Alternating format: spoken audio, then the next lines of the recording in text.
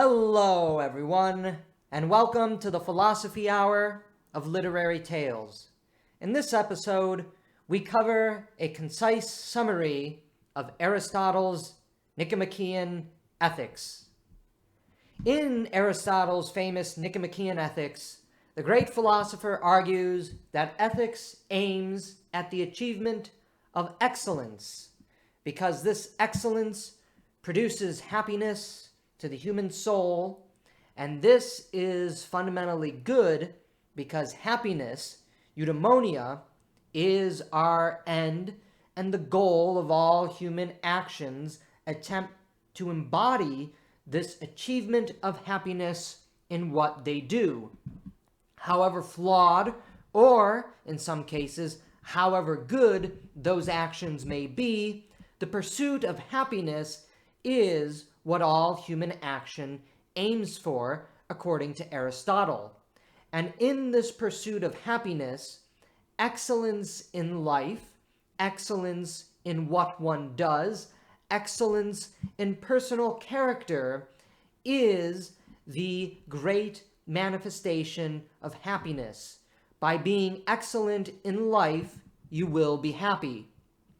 Aristotle, like most of all the classical philosophers, believes that happiness is the telos, or the teleology to which humans exist for. As such, all aspects of human life and engagement, as mentioned, aims at the achievement of happiness. And none of these actions and activities are more important in the achievement of happiness than ethics. The first book of the Ethics is where Aristotle reiterates his long-standing commitment to what we've been explaining, eudaimonistic teleology, that human happiness is the highest nature to which we progress.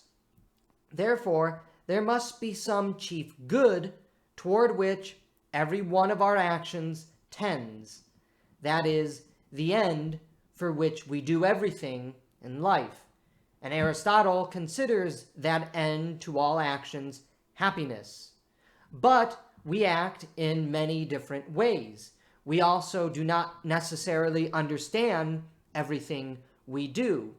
And the coming to understand happiness, the coming to understand nature, and the coming to understand the excellence fostered in knowing good and evil is what brings the highest amount of happiness. Aristotle famously describes that ethics, how we interact with others, is the ethics of the mean.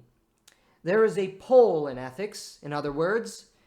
Aristotle, of course, means, pardon the pun, that ethics as the mean of happiness is the central focus to which human action derives and leads to. One can be happy by themselves, doing their own thing, but one will ultimately be happier in the company of others. One will be happier in engagement with other human beings because, as we stated in our episode briefly covering Aristotle's concept of man as a political animal, we are social creatures. The task of ethics is also linked to knowledge of one's nature and one's existence. And in that knowledge, we cultivate excellence in what we do, because what we do aims at the achievement and the manifestation of our nature. Now, this is important to understand.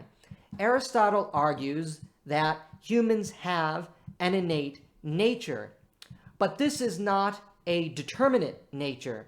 This is not a nature to which we are enslaved. Rather, we have an innate nature of being or becoming, of progress. We must manifest our nature. We must cultivate the excellence and the knowledge of good, evil, and our existence in order to better engage in life, and in that engagement through knowledge, we achieve happiness. Aristotle goes through many examples.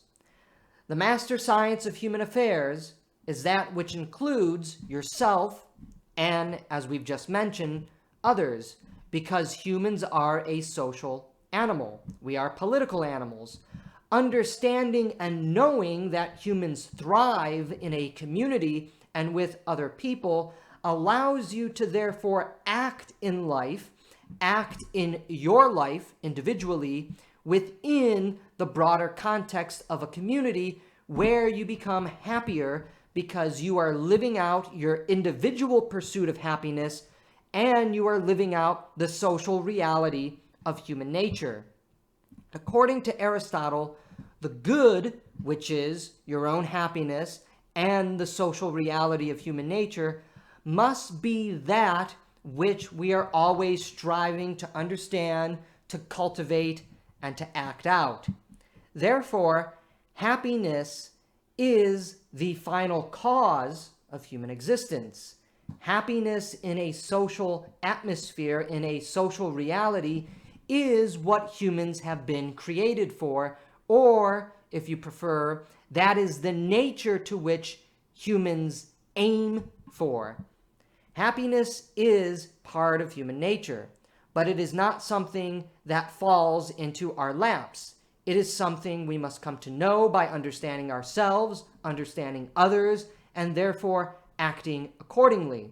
Therefore, it is important that humans have reason and intelligence. We must also cultivate reason, intelligence, and understanding if we are to achieve happiness. Therefore, happiness must also be the exercise of the faculties of the soul, the rational part of the mind, in accordance with your actual living and actions in life, which is called virtue. Here we see that Aristotle has, as I've mentioned before, linked knowledge and action. He links the senses and empirical reality with theoretical and rational knowledge. Knowledge helps to influence real life embodiment, real life actions. By coming to know yourself and others, you engage in more virtuous activities in life which produce higher degrees of happiness. Because being excellent in what you do also produces the happiness of yourself for knowing who you are, knowing other people, and knowing your nature. Aristotle continues, in relation to his view that humans are social animals, that happiness requires certain external conditions, such as possessions, friendship, and political self-control. Freedom equaling happiness is part and parcel of Aristotle's ethics and, in fact, political philosophy. The best polis, the best politics, is that which allows humans to have possession, property, land, that which allows humans to have friends, friends of their choosing rather than forced, and, of course, a moderated politics of order, which prevents chaos from destroying those possessions. A person must be reasonably healthy, well-born, handsome, live a long life, get married, have children, have a stable family as well. All of these external conditions impact our happiness. Without these characteristics, one is unable to practice and participate in the highest types of human good and human activity, which produces the highest degrees of human happiness. Being impoverished, being without possessions, being without friends, living in a society without trust, chaos, and tyranny all reduce human happiness. Aristotle is not arguing here that people who don't have such characteristics will be naturally unhappy. He is simply arguing that certain external conditions help improve the levels of happiness we have. We can, of course, and we often do know people who have a lack of material possessions, only a few friends, and live in not particularly free communities, who nevertheless still have some degree of happiness. But what Aristotle is saying that those who have superior external conditions will have greater degrees of happiness in life, because excellence in oneself is also contingently related to excellence in social and environmental conditions. If we live in a flourishing community and a generally and relatively free political society, we will be able to achieve higher degrees of happiness than those who live in communities and societies with only a few people, with only limited wealth, or are impoverished and with few friends and suffering from the yoke of tyranny. It's a rather straightforward argument when you think about it. Those who are happiest tend to have the most external conditions available to them to manifest their happiness. That is what Aristotle is claiming. And he also continues to claim that happiness is possible in its highest form in a community. Again, this does not mean that those who are generally asocial, alienated, or isolated can't be happy. This is something, for instance, that the philosophical school of cynicism promoted.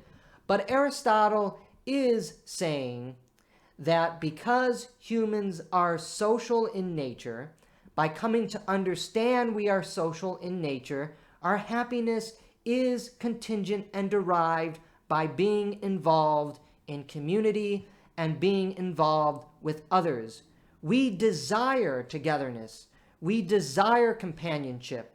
We desire love. We desire friendship.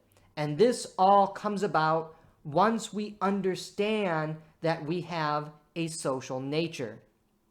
Aristotle also argues that happiness as the highest value in life, that to which all human activity aims for, is ultimately something greater than mere courage, honor, etc., or even excellence in life, in your profession or trade.